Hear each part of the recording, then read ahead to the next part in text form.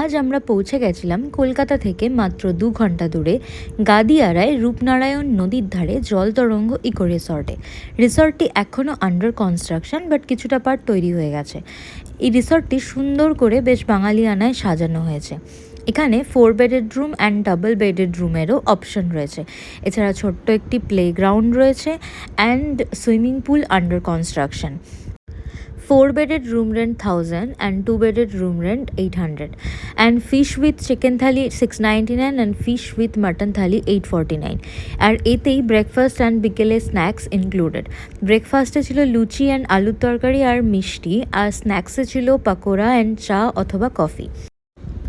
খাবারের ভিডিও আমার করা হয়নি, কিন্তু খাবারগুলো ছিল একদম ঘরোয়া।